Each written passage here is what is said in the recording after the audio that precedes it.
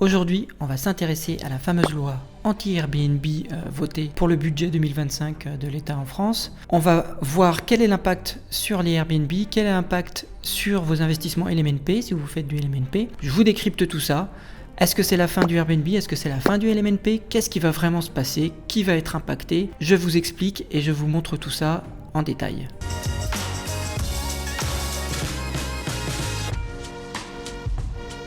L'État a voté donc le budget 2025. On connaît à peu près, à l'heure où je filme cette vidéo, les contours des lois qui vont passer et des nouvelles règles pour l'immobilier locatif en général. Je vais vous expliquer un peu tous les impacts. Alors on a pu lire un peu partout, attention c'est la fin du LMNP, attention l'investissement meublé ne va plus être rentable, attention c'est la fin du Airbnb, il y a des nouvelles lois qui vont lutter contre la prolifération des locations Airbnb, donc des locations saisonnières.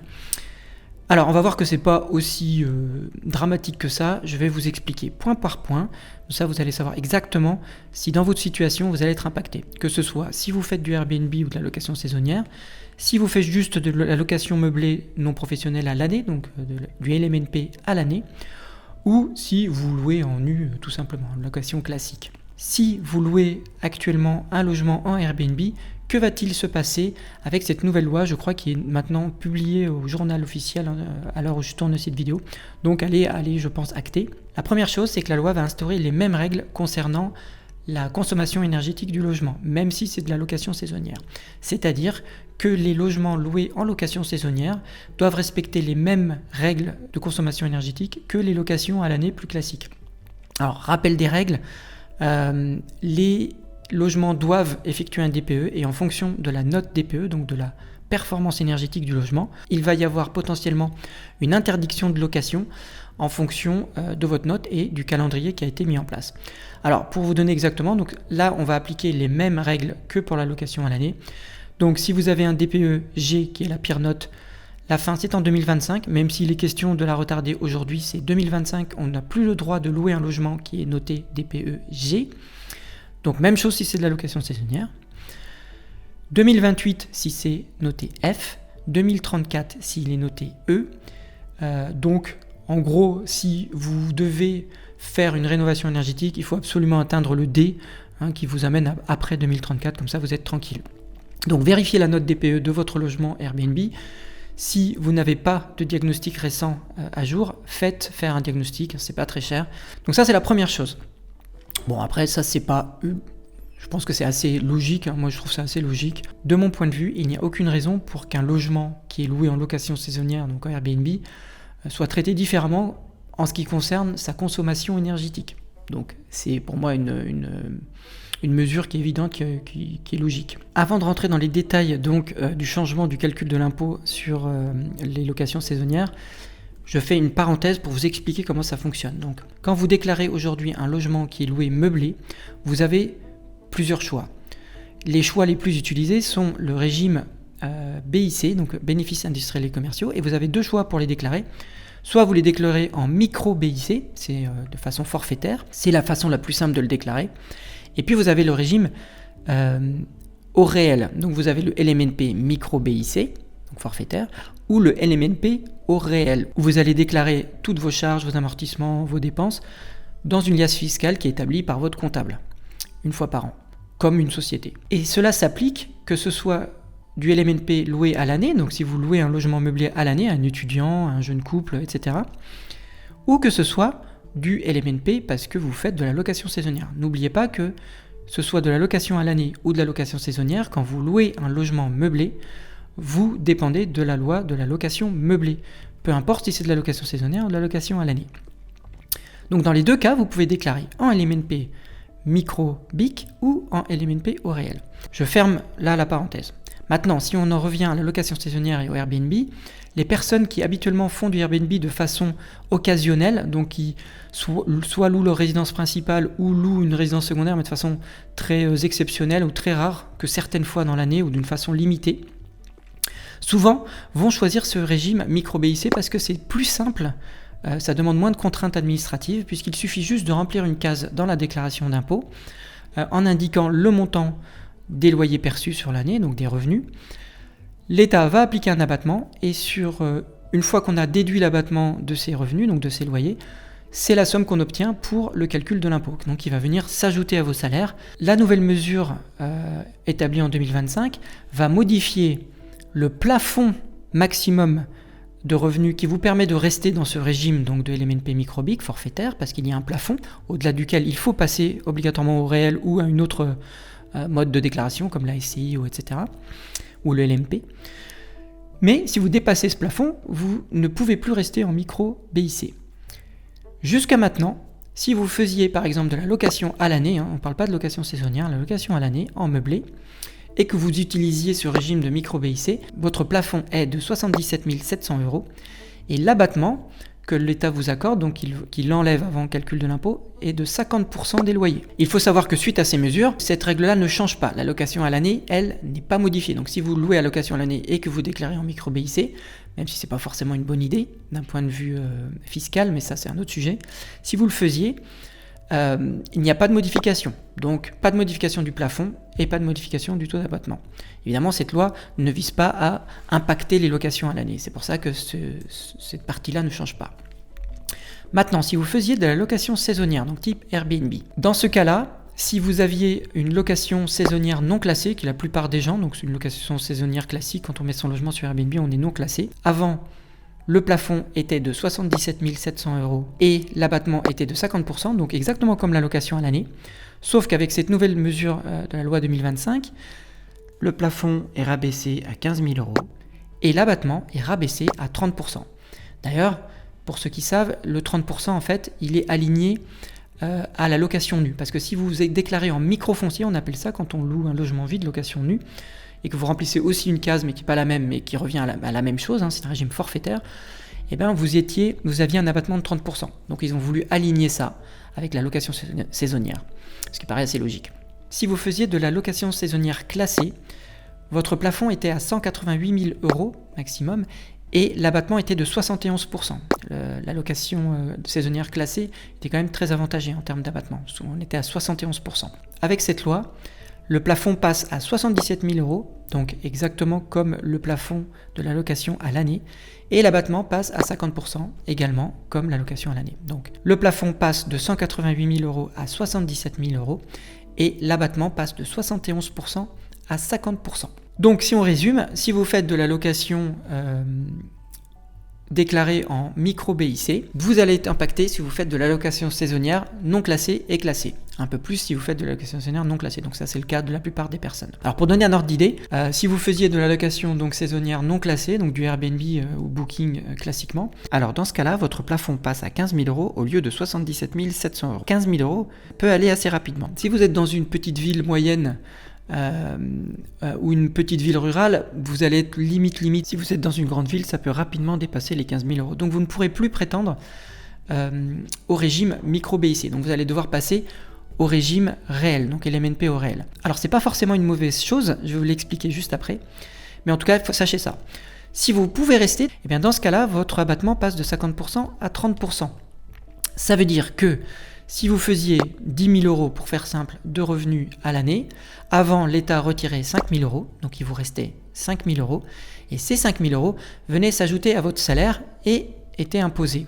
Alors, si on prend le cas de quelqu'un qui était imposé au taux marginal maximum de 30% par exemple à l'impôt, eh ben, il reste donc 5 000 € imposés à 30%, donc il payait un impôt de 30% de 5 000 €. Avec la nouvelle loi, si vous gagnez toujours pareil 10 000 € à l'année, on va retirer seulement 30% d'abattement, donc 3 000 €, donc il va rester 7 000 €, et donc l'impôt va être plus élevé puisque on va calculer donc 30% d'impôt sur 7 000 €. Donc une grosse augmentation d'impôt qui va venir toucher finalement toutes les personnes qui déclaraient leurs revenus de cette façon-là. Alors il faut savoir que les gens qui déclarent leurs revenus de cette façon-là sont bien souvent des gens qui vont louer leur résidence principale ou leur résidence secondaire, mais de façon très exceptionnelle, et donc font cette activité-là de façon, on va dire, limitée. Et bien souvent limitée dans le cadre de la loi qui était, jusqu'à aujourd'hui, mais ça je vais y revenir après, de 120 jours maximum par an quand on loue sa résidence principale. Donc ils utilisaient cette façon de déclarer leur logement. eh ben, ils vont payer plus d'impôts s'ils restent sur ce mode de déclaration. Alors une fois qu'on a dit ça, quelles sont les solutions ? Les solutions, elles sont simples. Soit vous acceptez évidemment de payer plus d'impôts, et dans ce cas-là, vous ne changez rien. Soit vous passez en LMNP déclaré au réel, ça veut dire que vous allez enregistrer votre activité. Alors c'est pas très compliqué, ça se fait sur le site de l'INPI, il y a un formulaire pour ça, vous allez avoir un numéro INSEE, un peu comme une société. Vous allez déclarer cette activité de location touristique, location à l'année, location touristique, de meublé, et vous allez prendre un comptable qui va vous faire la comptabilité. Mais sachez quand même que, alors en fonction de l'année à laquelle vous avez acheté votre logement, avec l'amortissement du bien, plus la déduction des charges au réel, vous allez payer potentiellement aucun nouvel impôt en plus, donc vous ne serez pas imposé sur cette activité, ou alors vous allez payer un impôt mais qui sera moindre, en tout cas dans la plupart des cas, que celui que vous aviez quand vous déclariez en forfaitaire. Donc ce n'est pas une fatalité, il y a des solutions, il faut comprendre ce qui se passe et prendre les bonnes décisions pour s'adapter et éviter de payer trop d'impôts. Autre nouveauté des mesures de la loi budget 2025, c'est l'instauration d'une TVA sur la location touristique. Alors avant, la location touristique type non hôtelière, comme on le fait souvent en Airbnb, faisait qu'en fonction des prestations que vous apportiez, on évitait la TVA parce qu'il fallait à minima avoir 2 ou 3 des prestations minimales. Je crois que c'était 2, petit déjeuner, etc. Donc si vous ne faisiez pas de petit déjeuner, d'accueil, etc., vous n'étiez pas assujetti à la TVA. Ça change. Et si on regarde la nouvelle loi, tous les Airbnb vont rentrer dans la règle où ils vont devoir reverser la TVA à l'État, qui est de 10%. Maintenant, il y a quand même un petit bémol, c'est qu'il y a quand même une franchise de TVA. Donc la franchise est de 91 000 €, ça veut dire que si vous faites moins de 91 000 €, vous ne serez pas assujetti à reverser la TVA de 10%. Autre chose, même si vous étiez assujetti à reverser cette TVA de 10%, il y a des solutions. Donc évidemment, la première, c'est d'augmenter les prix de 10%. Est-ce que c'est ça qui va se passer sur les plateformes ? Peut-être, je ne sais pas. Est-ce que ça va vraiment impacter la location touristique ? Je ne sais pas. Mais en tout cas, ça peut être absorbé par une augmentation des coûts pour le voyageur. Donc une des solutions finalement, c'est d'augmenter ses prix de 10%, et peut-être que si tout le monde y est assujetti, tout le monde va augmenter son prix de 10%, et donc au final, il n'y aura pas un réel impact, je pense. De toute façon, si vous êtes en dessous des 91 000 € de revenus, vous n'êtes pas assujetti à la TVA, donc c'est plutôt un avantage. Autre nouvelle mesure qui a été adoptée, c'est de donner plus de pouvoir aux maires pour limiter les locations Airbnb dans leur ville. Avant, ils devaient demander au préfet, avant d'instaurer des règles de droit d'enregistrement, par exemple, comme ça se fait à Paris, à Bordeaux et dans d'autres villes. Maintenant, ils peuvent le faire d'eux-mêmes. Donc en fait, ça a un peu renforcé le pouvoir des maires sur le fait de limiter ou de légiférer, de réglementer la mise en location Airbnb. Donc par exemple, avec des règles de changement d'usage, d'enregistrement, de compensation. Donc c'est quelque chose qui existait déjà, mais qui va être facilité pour les villes qui veulent instaurer, limiter ou mesurer l'activité saisonnière dans leur municipalité. Troisième chose, c'est que maintenant, les locations saisonnières qui ne respectent pas les règles en ce qui concerne le numéro d'enregistrement et la demande d'un numéro d'enregistrement à la mairie vont être passibles d'une amende qui va de 5 000 à 15 000 €. Même si vous mettez, et surtout, ce qu'ils ont remarqué, c'est que beaucoup mettaient leurs annonces sur Airbnb et mettaient un faux numéro d'enregistrement. Et comme Airbnb ne vérifiait pas les numéros, les annonces restaient alors qu'ils n'avaient pas le droit de le louer en location saisonnière. Donc dorénavant, il y aura plus de contrôle, et je pense qu'ils vont même instaurer du contrôle, ils vont rendre obligatoire les contrôles par les plateformes du fait que le numéro d'enregistrement est bien un véritable numéro d'enregistrement et qu'il est toujours actif, dont le droit est toujours actif et qui n'a pas été retiré par la mairie. Parce qu'en fait, un droit d'enregistrement en location saisonnière, bien souvent et de plus en plus, il est limité dans le temps. Donc il est renouvelable, c'est-à-dire qu'il peut être accordé pour 3 ans, et au bout de 3 ans, il faudra le renouveler. Donc il est possible que certains numéros aient expiré ou vont expirer à l'avenir, et donc ça aussi, ça va être vérifié. Donc ça ramène un peu plus de règles, ça rend plus juste la location saisonnière, ça évite les fraudes. Donc au final, c'est pas si mal aussi cette nouvelle mesure. Autre mesure assez impactante pour ceux qui louaient leur résidence principale en location saisonnière Airbnb, en plus des modifications sur la fiscalité du régime micro-BIC et des abattements, c'est qu'avant, jusqu'à aujourd'hui, on avait le droit de louer jusqu'à 120 jours par an sa résidence principale. Dorénavant, ça va être limité à 90 jours. En tout cas, les maires pourront décider de limiter à 90 jours, ce que je pense que la plupart feront. Donc les personnes qui louaient en résidence principale vont pouvoir gagner moins d'argent avec cette nouvelle activité.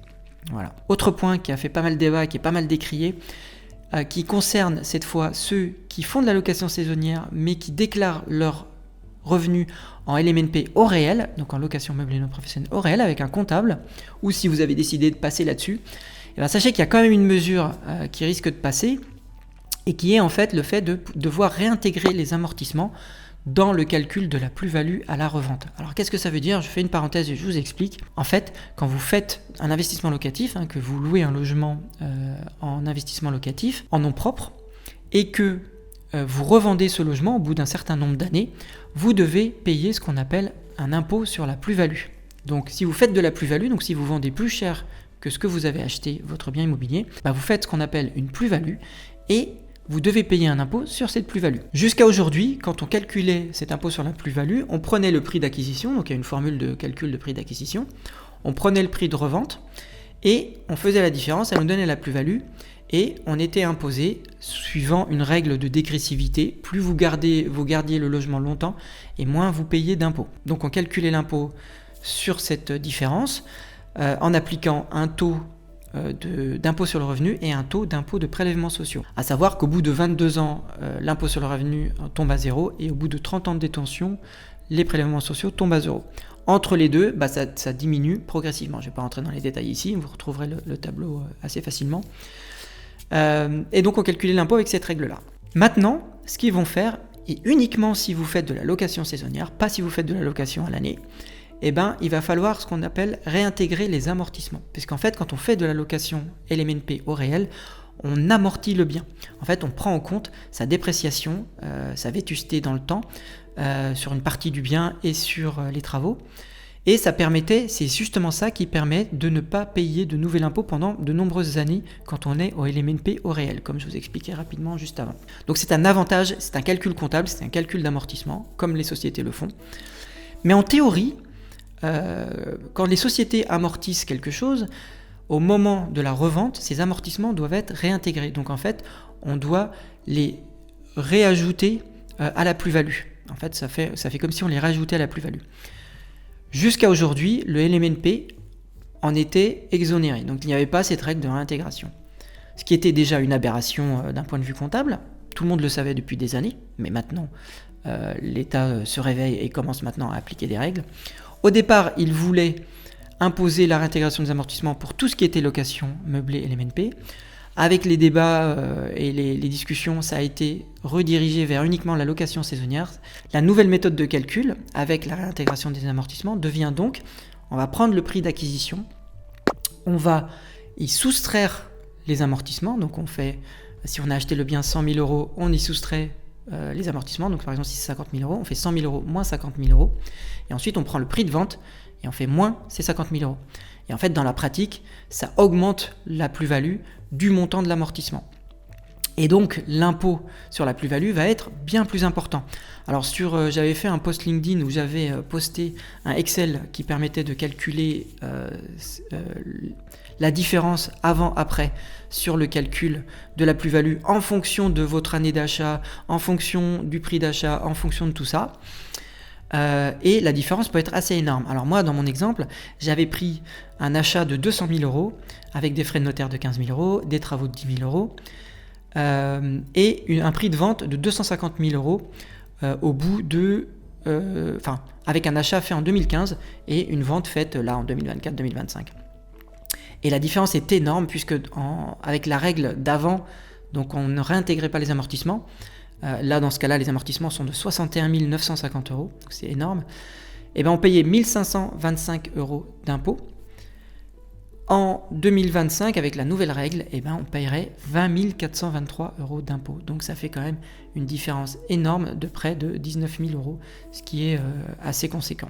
Donc ça, c'est pas du tout une petite mesure, c'est très important. Et ça, il faut vraiment comprendre en fonction de votre situation ce que vous devez faire pour minimiser l'impact. Et donc quand on a dit ça, quelles sont les solutions justement pour minimiser l'impact sur votre imposition au moment de la revente ? Il y a plusieurs solutions. La première, c'est de garder le plus longtemps possible votre logement. Si vous faites un investissement immobilier, bien souvent, pour qu'il soit rentable, il est souvent sur la durée. C'est souvent ceux qui vont garder assez longtemps leur bien immobilier qui vont générer le plus de revenus. Tout simplement parce que le bien s'apprécie, parce que vous allez toucher les loyers, parce que pour X raisons.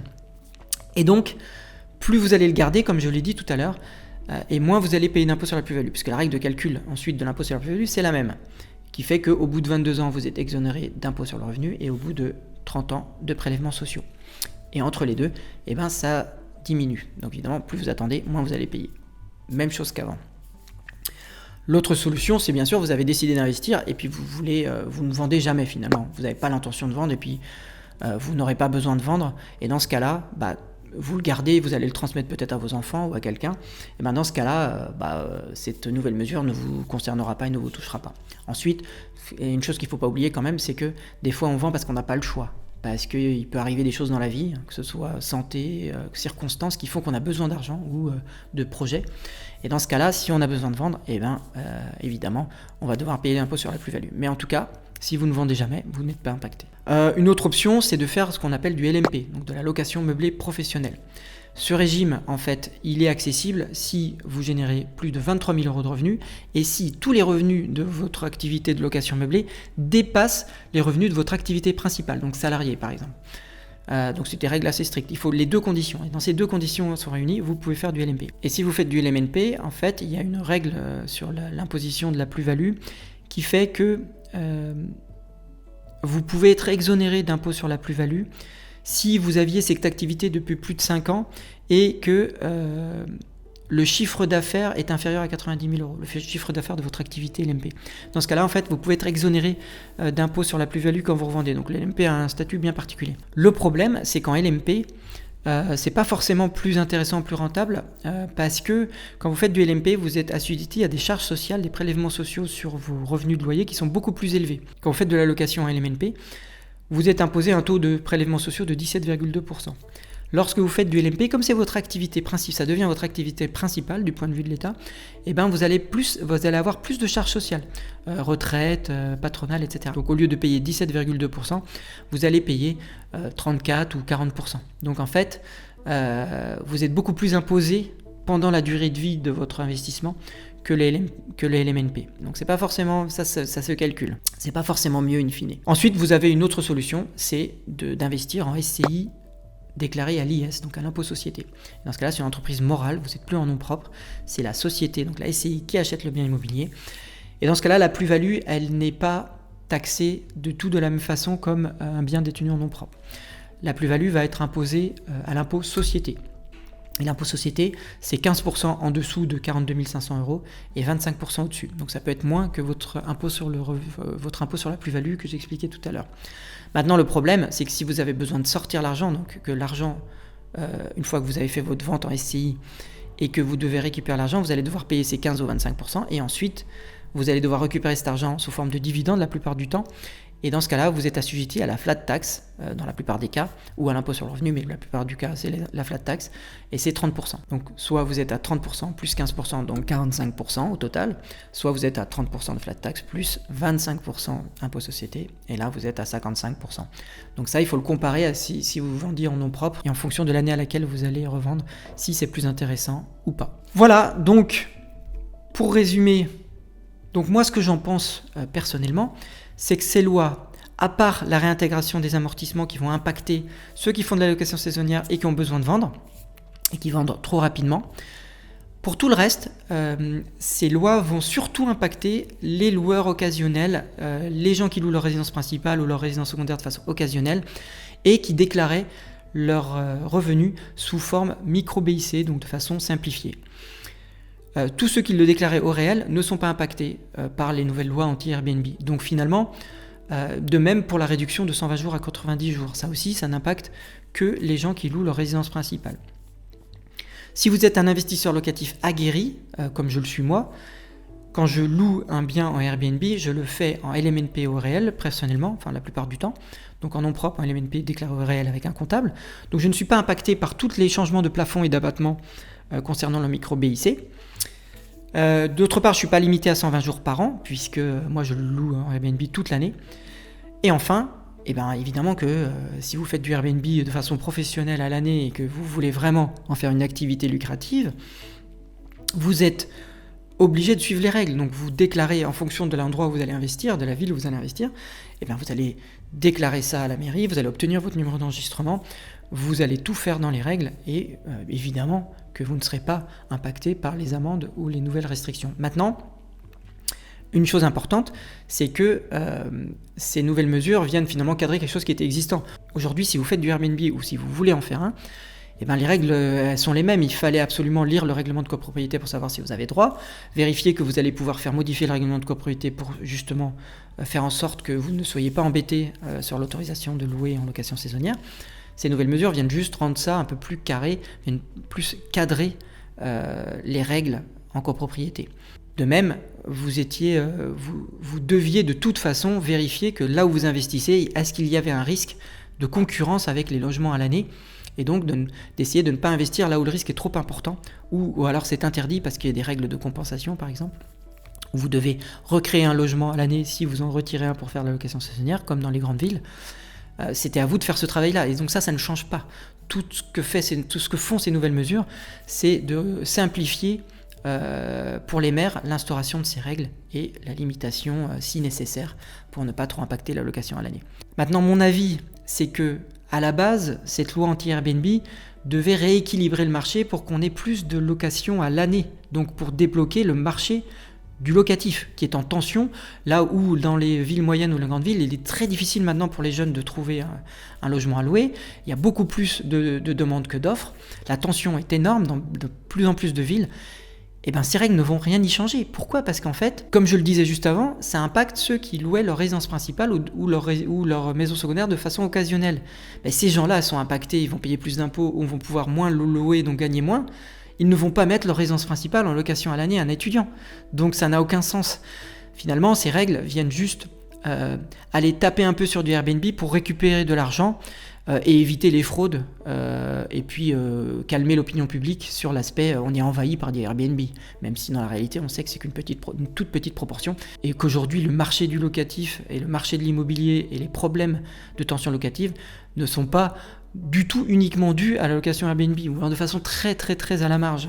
Il y a d'autres raisons structurelles, je ne vais pas rentrer dans les détails dans cette vidéo, qui causent ces problématiques autour de l'investissement immobilier.